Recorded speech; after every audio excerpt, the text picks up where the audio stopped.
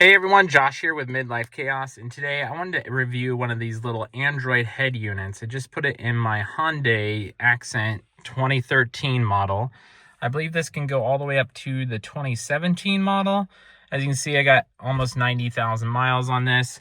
I see a lot of install videos of this. It is super easy to install. I'm sure you've already watched a bunch of those videos, but I'll quickly show you how to install this. And then I'm going to show you the features of the actual unit, because a lot of people don't show you the actual features here.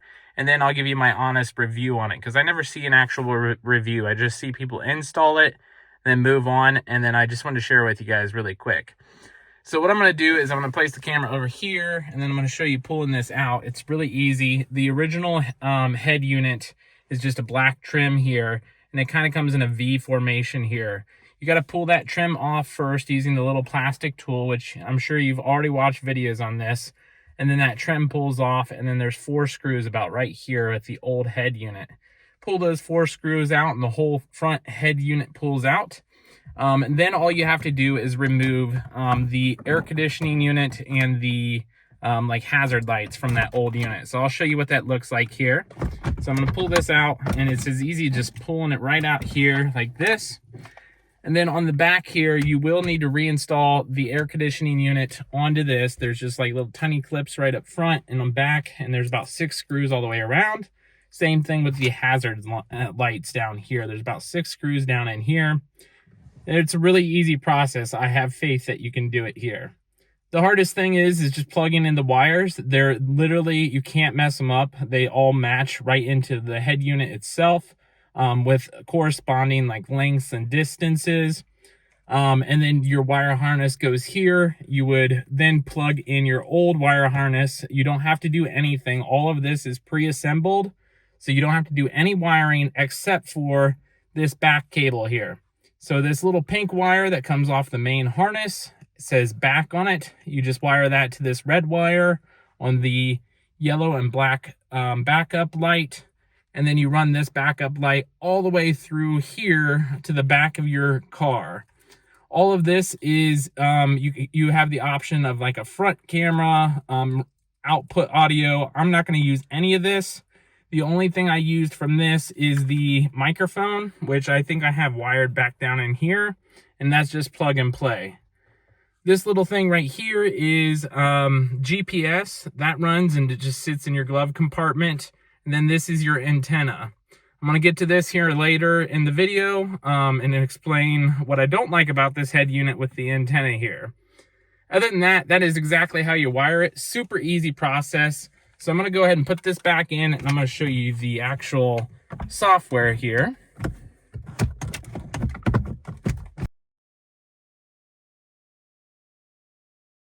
And then you can just push that whole unit into place, just like that. So now that we got it into place, we have our different themes. So you can change these themes. This is just my favorite theme here. It shows you miles per hour. If you want to change that to kilometers, you just push and hold on that. You can open like Google Maps here.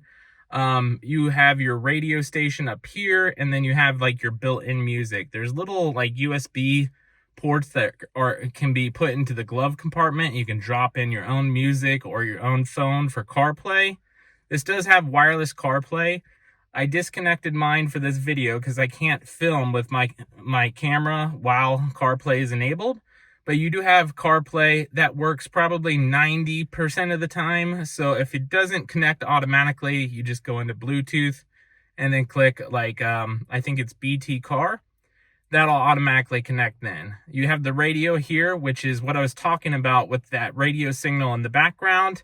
The antenna, it is weaker in this head unit than the base system. So some radio channels you're used to may not come into play. So that's one thing I don't like about this head unit.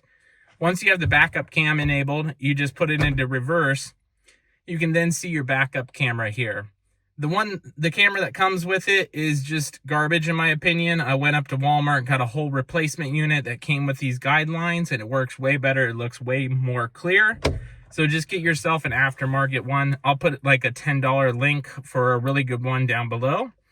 You have your audio settings, which is like levelers. It has hi-fi, which is just a high version of that. You can choose different options or wavelengths. I always leave it on default. You can put it on whatever you want. Then you have the settings. This is the most important thing that I wanted to share with you guys really quick. You are going to have to go into factory settings, and on the instructions it says 1234 is your code. That is not the code. 8888 is your code, and then you click OK. That took me about an hour to figure out. And then the other part of it is whenever you put in your new camera, you're going to have to scroll down here, and you're going to have to click on, where is it?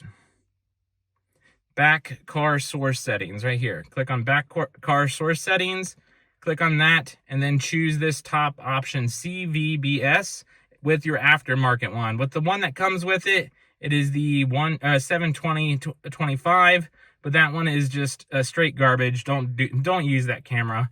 Use the top option there, and then it'll restart automatically, and then your camera should start working as long as you set it up. You can then go through the settings on your own. I have full faith you can figure that out.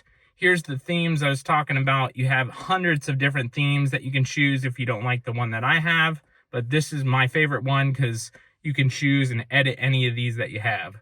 Last but not least, you have all of these apps here you can flip through. You can add your own photos, you can add videos. So for example, it comes with this play video right here.